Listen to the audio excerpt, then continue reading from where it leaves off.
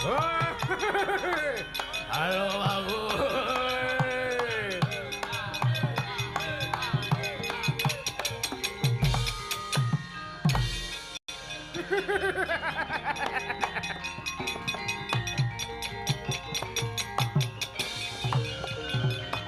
Semangka anggur sesumbar mawalindo bumi kunjing kumalu dokuntara katok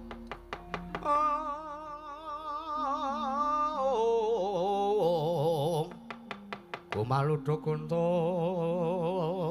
katok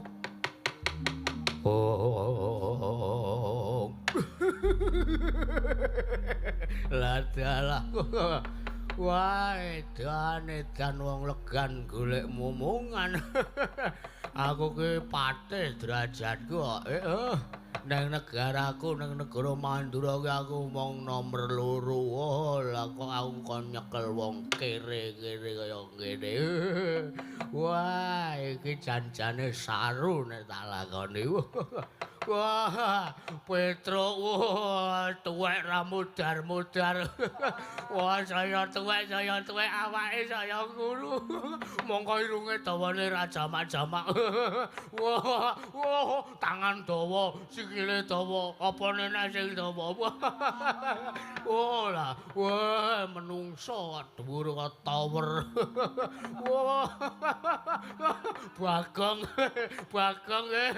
mata ambane kaya wah mata ring 18 edan tenan wah mongko cangkeme ambane ra jamak-jamak cangkem apa Bengawan Solo wah mongko ngeces telus gilani wah ndlewer wah ora kajen prakuta kok kaya nyekel wong kere-kere trimo bali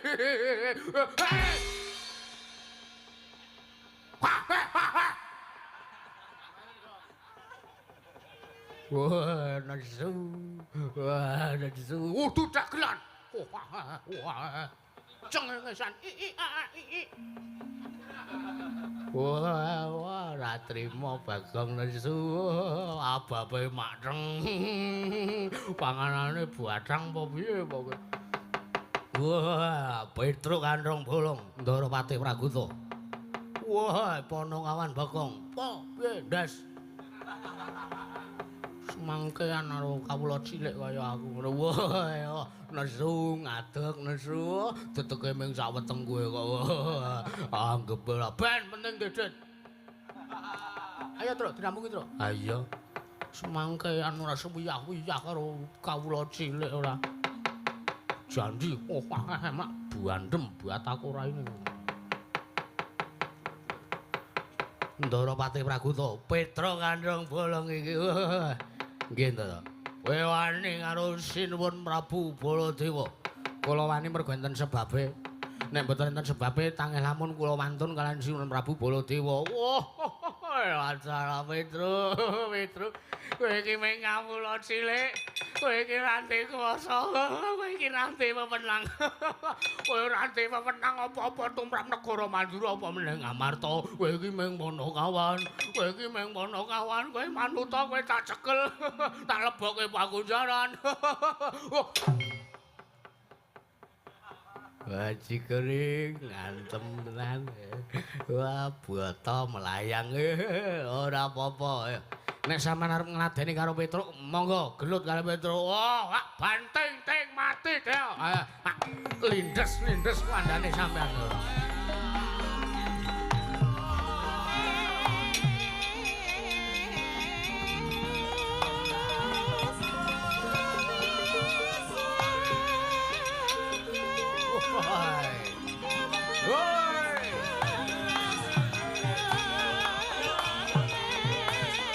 Asik.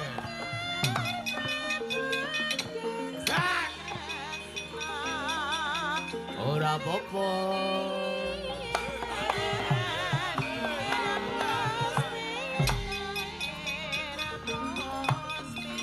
Ya Kang yo. Ayo.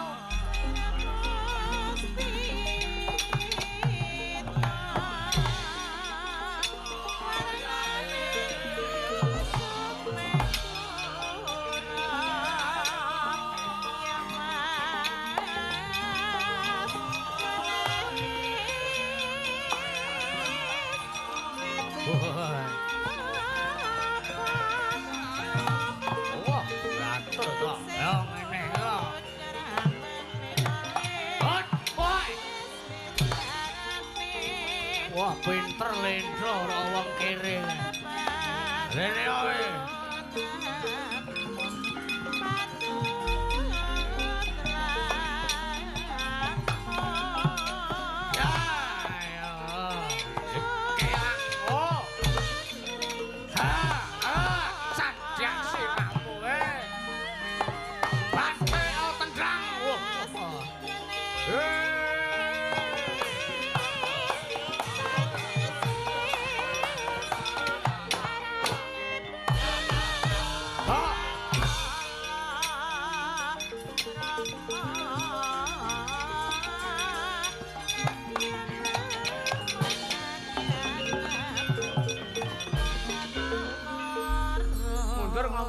Iringane ra masuk. Lho, ra masuk piye?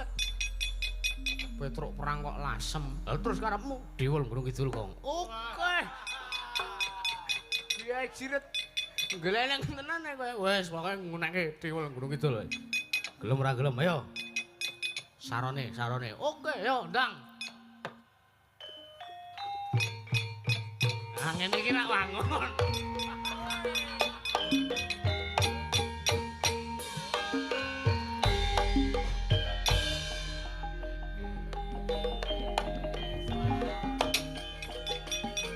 Terus kae to. Ujang gunung kidul eling-eling bang. Oh, bajigur iku. Latang ayo sawe. Waduh. Leleng tenan Petruk. Wah. Aduh. Cakyak.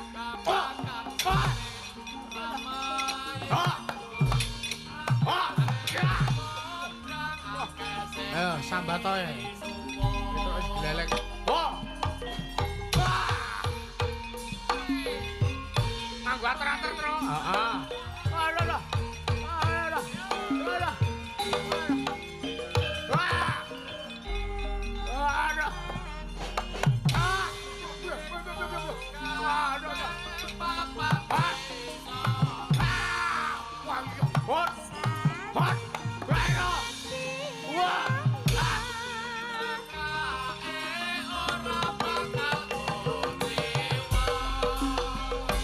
Sinden mas kakop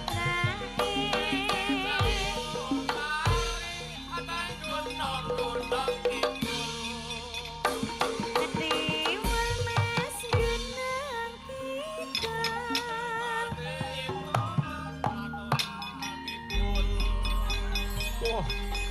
Waduh.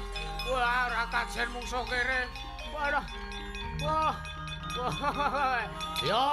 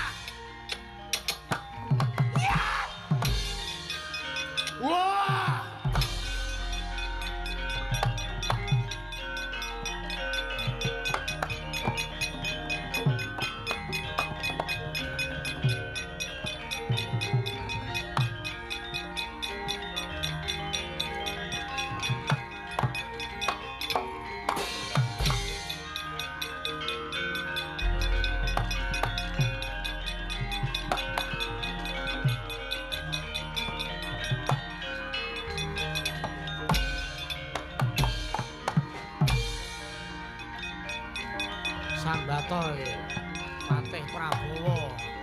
Hot.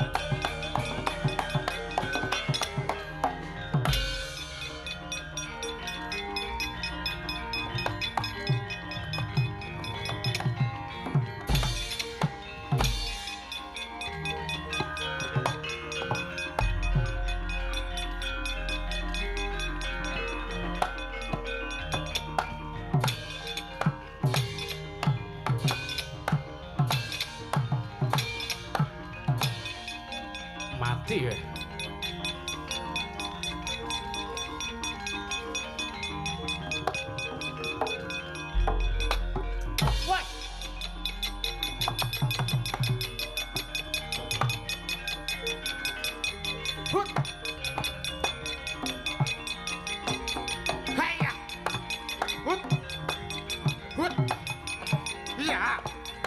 Hut. Ya. Weh. Ya masuk kena ta ya ki. Hut. Hut. Ya. Hut. Ya. Hut. Ya. Wah ya. Ya. Hut. Hit. Ya. Aduh. Aduh. Waduh. Aduh piye iki? Aduh, ngapa itu? Wah, minggiro, Gong. Tenan iki bahaya tenan. Ngapa weh? Tenan. Mendek ah. Ngapa? Mendek ah. Mendek apa ta ora udan barang kok mendek? Motor. Kita omongi to takon mendek. Tak critani mengko kok ora. Aku gak omong ana tombak kok. Itu aku lagi ngendani tombak. Iya. Weh. Wah, nanti keblogong mlebu slokan gong. Kene iki ngendani tombak. Mundur. Ngopo arek ngoporani kene-kene. Wis ora.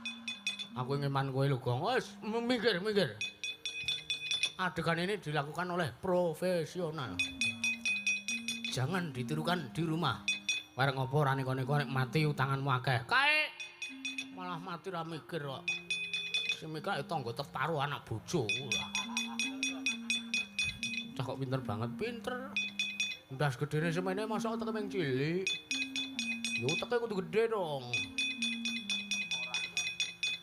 Delok ke men ora dadak udus apa ora berkualitas.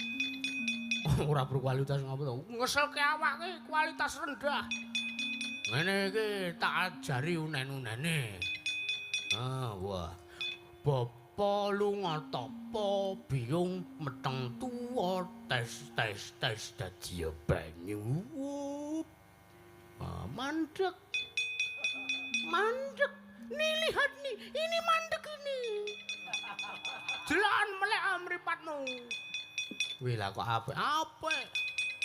Tak omongane, rungokke iki kalimate dihafalke. Catet. Tombak. Aku wong suci ra tau colong jupuk. Janji kowe ngenengi sirahku, pirangane awakku. Kelakon kowe dadi tombak rosokan ora kanggo rapayu didol. Bali. Ngono kuwi cak ora paham teknologi. Makane nende apa kowe iso ngetut Kendra Janaka kuwi sak ditulat ngilmune kowe aja kaya ngono kowe cak goblok banget kuwi. Ngilmu nanunan Kendra Janaka ora ditularke kuwi ora. Ngono kuwi rasa dadak apa marak kaya nyangan-nyangen. Cah nem nyangan-nyangen. Kok apik to go ngajari. Piye mau kalimate? Bapa lunga tapa biyung meteng tuwa tes dadi banyu tombake ndeken. Nis tandek. Omongan tombake, tombak aku wong suci aku ora tau colong jupuk, aku ora tau tumindak neko-neko, aku ora tau ndemeni tong. Pokoke wis sing pokoke unggulna kebaikanmu, Truk. Oh iya. Ngenengi awakku dadi tombak rosokan wesi tetanus. Ora payu didol, wis pokoke kon bali. Ya, ora bali, cengkuwir. Atret tombake. Iya. Piye mau Gong? Wis pokoke kuwi kalimate. Ya. Bapa lunga biyung meteng. Gong, kok ora mandi to Le, isih kenek wae iki. Aku kepiye kalimatmu? Bapa lunga biyung meteng. Kleru, bojone meteng kok, bapakne klithian. Bapak lunga tapa biyung meteng tua tes dadi banyu. Oh ya.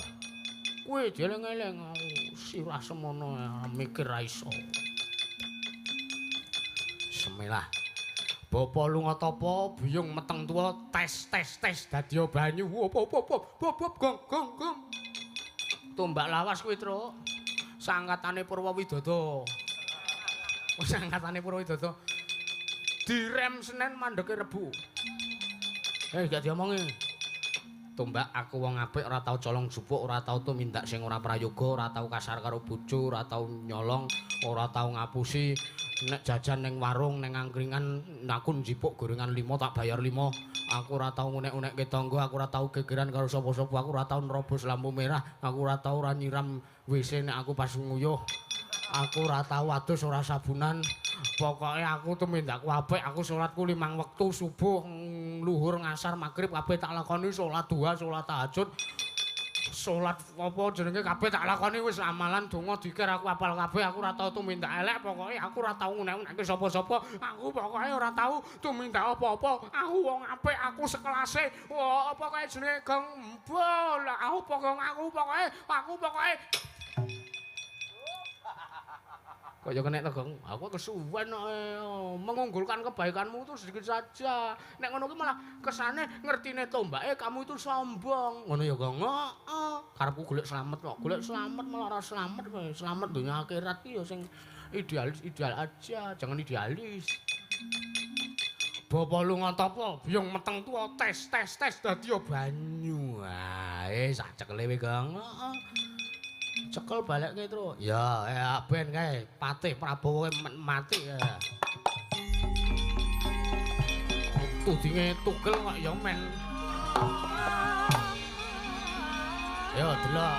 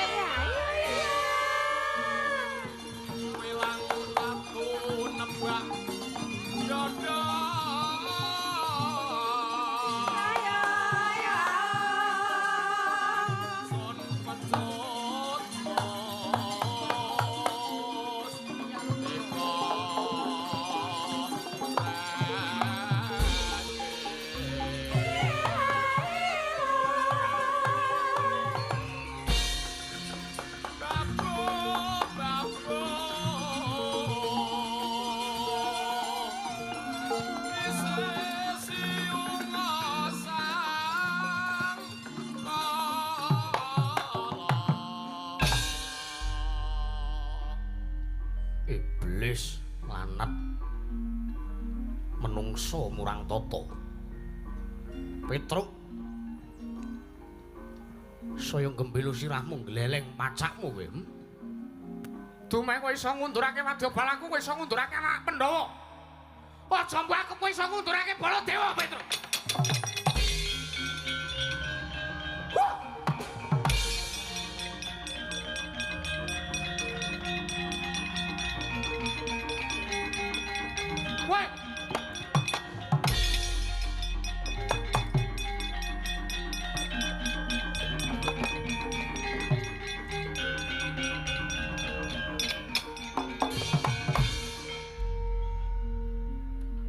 Kong.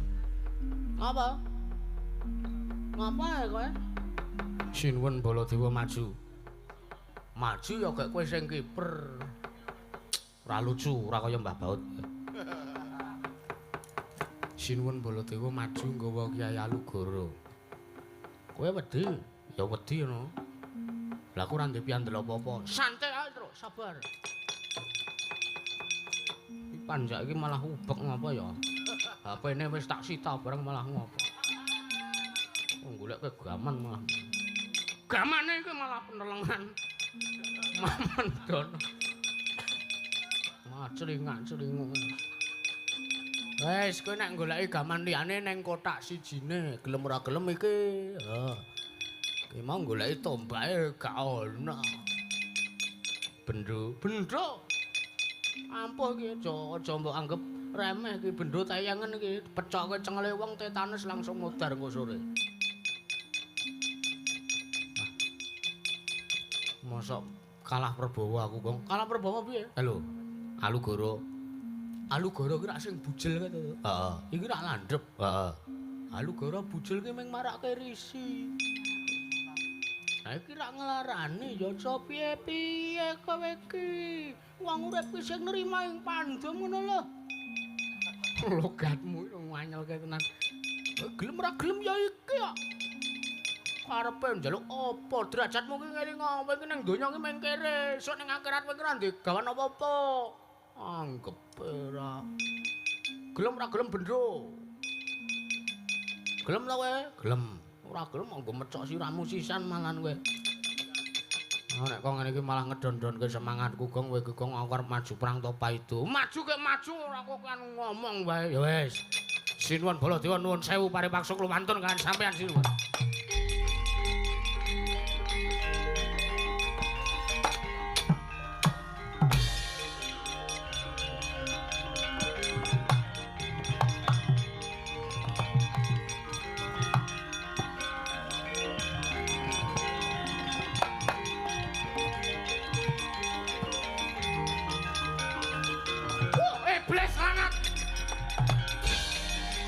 Menungso rantatan.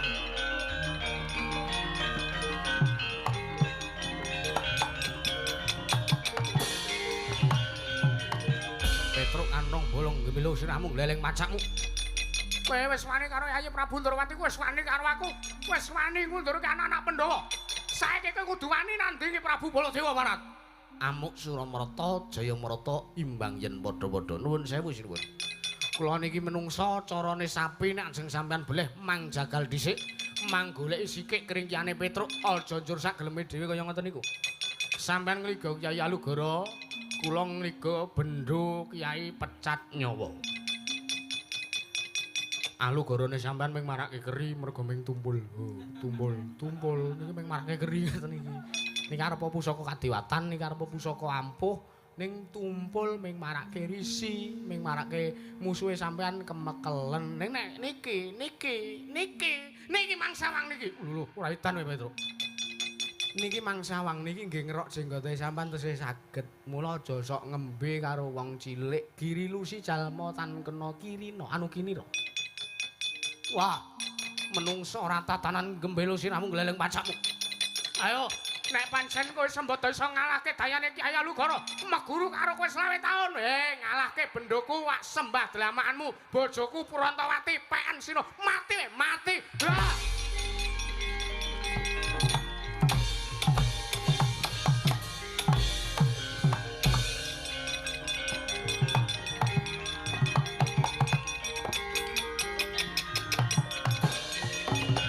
Nalika semanten rame sampun nata mandura Sang Prabu Baladewa mengsah kono ngawan Petruk Kanrong Bolong. Nalika semanten Sang Prabu Baladewa rumaos kasoran, rumaos kewirangan. Awit Kyai Alugoro dayanipun kawon kalian Bendho Pecat Nyawa kagunganipun Petruk Kanrong Bolong. Nalika semanten madosi liranipun Petruk Kanrong Bolong. Sangka semangate Sang Lurah Petruk Kanrong Bolong anggenipun perang namakaken pusaka ngantos merem-merem. Mboten sadar Sang Lurah Petruk Kanrong Bolong bendhone mboten ngengingi pusakane Sang Prabu Baladewa. Lena ponakan Petruk Kanrong Bolong den tamani Kyai Alugoro. Kendang kapracondang kontal kaprapal tebih mboten dipun mangertosi wonten pundi dawuhipun Petruk Kanrong Bolong. Oh, menungsa rantatan. Mati kowe.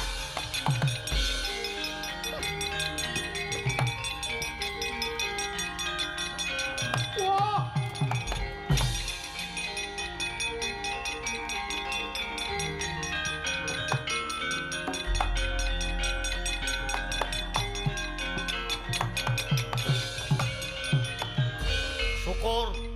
Mutar. Menungso ki nek ora jujur tumindake kaya mangkono. Ben, nek pancen kowe dadi kelilipe, dadi pepalange Yayi Prabu Ndarawati aja takon dosa Petro, ora iso bali selawase.